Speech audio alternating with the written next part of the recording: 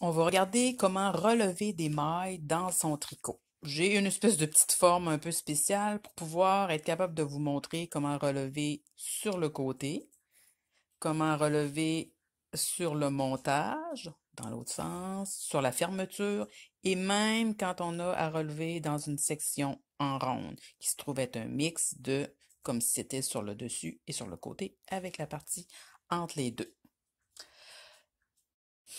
Bon, on va commencer par le commencement, ce qui est le plus logique et qui revient le plus souvent, c'est-à-dire relever dans le côté d'un tricot. Donc, on va relever un peu dans les rangs. On a souvent une petite règle de, on va relever 3 mailles sur 4 rangs. C'est bien important aussi pour pouvoir relever partout où on veut, de tricoter toutes nos mailles. Pas de mailles glissées quand on relève dans du jersey. Un peu comme les coutures, pas de mailles glissées non plus. Ben, c'est ça. Si vous avez un ouvrage qui a besoin de couture et de relever des mailles, pas de mailles glissées nulle part. OK, premièrement, je vais piquer le plus possible dans mon coin à droite. Euh, OK, et je vais prendre la laine qui vient de la balle. Ici, je vais comme un peu la plier en deux pour faire, si on peut dire, ce qui va être ma première maille relevée. Comme vous avez vu, j'ai piqué de l'avant vers l'arrière. Et là, en tirant sur les deux bouts en même temps, pour pas que tout lâche, j'essaie de sortir ma première maille. Ça arrive des fois que c'est un petit peu touché, cette étape-là. OK. Ensuite, on va aller dans la suivante. Voyez-vous, je vais aller toujours au même endroit, entre les mêmes bref, entre la première ou plutôt la dernière et l'avant-dernière maille. Et je fais le tour et je sors. Voilà. On va encore dans la prochaine. On la voit bien, est un petit peu écartillée même. OK, fait le tour de l'aiguille et on sort de là. Là, comme pour observer notre règle de 3 sur 4, la prochaine aurait dû être ici. Ben, on la fait pas. On va dans l'autre suivante. Ici. Fait que ça, on appelle ça relever en droit, parce que ça existe, relever envers. Hein? Ça se dit, ça ne sera pas dans ce tutoriel-là. De l'avant vers l'arrière, je pique, je fais le tour de l'aiguille, et avec ma main gauche, voyez-vous, j'aide à dégager. Encore un autre, de l'avant vers l'arrière, comme ça, et on relève. Oups, ça arrive des fois qu'on le manque, on le reprend. OK. Et voilà, là, je vais sauter celle-ci pour aller dans celle-là. OK. Dans certains ouvrages, ça se peut que vous ayez plus que 3 sur 4, puis dans d'autres, moins que 3 sur 4. Voyez-vous, ça dépend de ce que votre patron va vous dire. Maintenant, on va faire, mon tricot allait dans ce sens-là, comme si j'avais à relever dans le montage de départ. J'ai parti ici, hop, tourne de bord. Et ça, c'est particulièrement facile. J'ai fait le montage à l'italienne. Vous allez voir, c'est pas compliqué, c'est une maille par maille que vous allez rencontrer. Des fois, ça peut être nécessaire dans certains ouvrages de repartir de l'autre côté. Puis ça fait vraiment une belle job.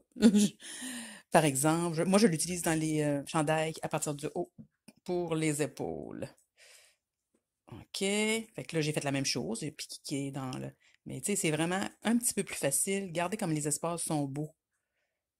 Pique de l'avant à l'arrière. Je m'organise pour avoir toujours 2 brins. Ça, c'est un peu une règle générale quand on relève des mailles. Donc là, je n'ai pas à en sauter. Je le fais pour chaque maille.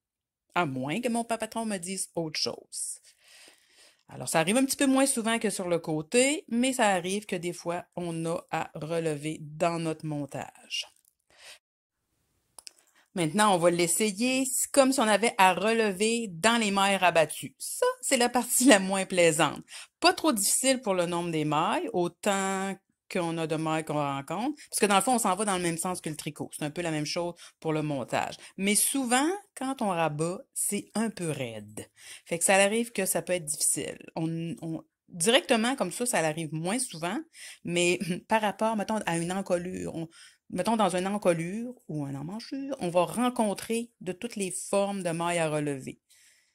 Des mailles rabattues, des côtés. Fait que voilà, je fais la même chose, mais dans mon rabattage, dans mon bind-off, que certains diraient. OK, prochaine, c'est celle-là. Bon, là, j'ai pas de misère juste pour me faire mentir, là. mais des fois, ça va arriver que ça se fait vraiment pas bien parce que on aura battu de façon un peu serrée. Fait que vous voyez l'idée? C'est le même sens que quand j'ai relevé dans le montage, mais on est à l'autre extrémité de notre travail. Bon, je pourrais pas terminer ce tutoriel-là sans vous montrer un peu comment on relève, par exemple, dans une encolure ou encore là, peut-être dans une emmanchure si ça avait été les manches relevées directement. Mais bref, ça arrive assez souvent qu'on a à relever dans une section arrondie. Fait que vous voyez, je vais avoir des mailles rabattues. Ici, c'est des mailles, j'en ai diminué deux d'un coup, puis une, trois fois. Puis là, après ça, c'est comme si c'était sur le côté, la partie la plus facile. Là, c'est très rare qu'on va avoir un détail qui va nous dire dans un patron trop à toutes les quatre. C'est relever tant de mailles dans tout le rond de l'encolure. Donc, c'est la partie la plus importante à savoir, je dirais, qui va nous servir le plus souvent parce que on relève assez souvent pour des encolures. Ça existe des chandails ou en tout cas, on n'a pas à faire ça, mais ça, ça arrive souvent qu'on le fait. Donc, là, je recommence exactement de la même manière que je viens de vous montrer tantôt. Je me trouvais à avoir 5 mailles rabattues. J'y vais un peu rondement, là, puisqu'on a tout vu dans le détail et lentement.